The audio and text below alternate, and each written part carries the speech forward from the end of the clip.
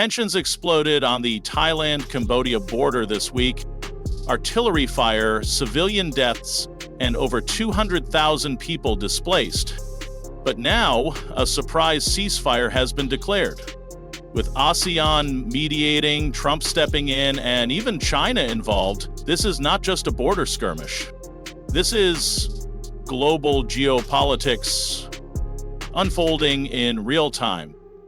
Let's unpack what happened and what it really means. The conflict began with long-standing tensions over a poorly defined border, much of it drawn during French colonial rule. But the latest spark? A landmine explosion injured 5 Thai soldiers. Shortly after, Thai and Cambodian troops clashed across 3 provinces. Both governments blamed each other, and while official numbers vary, over 38 people have been killed and 200+ injured in just a few days. The real tragedy lies in the human toll. Thailand reports over 139,000 people displaced. Cambodia adds 80,000 more. Villagers fled under heavy shelling. Evacuation shelters are overwhelmed. And even after the ceasefire was announced, gunfire continued in some areas, raising doubts about how sincere or stable the agreement truly is. So what changed? Malaysian Prime Minister Anwar Ibrahim, in his role as ASEAN chair, brokered emergency talks. In a rare joint effort, Thailand and Cambodia agreed to an immediate and unconditional ceasefire. Malaysia even offered to monitor it. But here's the twist. The US and China were also involved. Donald Trump, now back in the White House, threatened to cut off trade deals if the fighting continued. That threat, along with pressure from Beijing, pushed both countries to the table.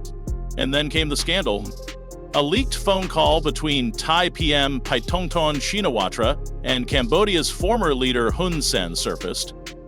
In it, she criticized her own army's actions, calling Hun Sen uncle.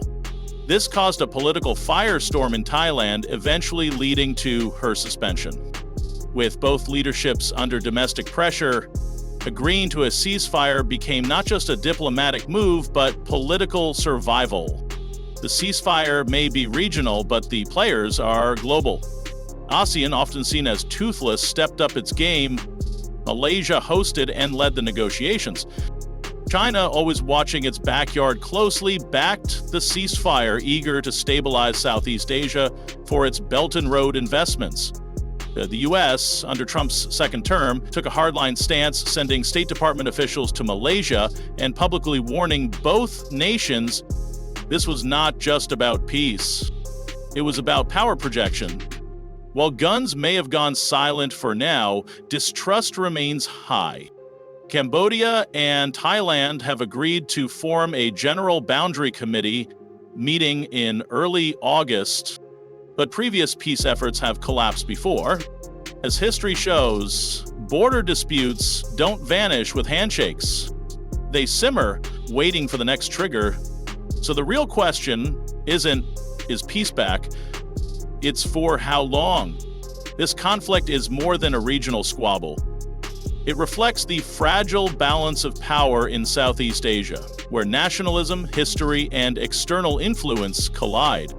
With US-China rivalry escalating, any local conflict can become a global flashpoint. For UPSC or geopolitics followers, this is a case study in diplomacy, sovereignty, and strategic calculus. What we're seeing is Asia redefining its borders and its alliances. This is just the beginning. Will the ceasefire hold? Will ASEAN emerge stronger? Or will old wounds tear open again? To drop your thoughts in the comments. Is peace in the region possible, or is this just a pause before the storm? Like, subscribe, and stay tuned, because in geopolitics, nothing stays quiet for long.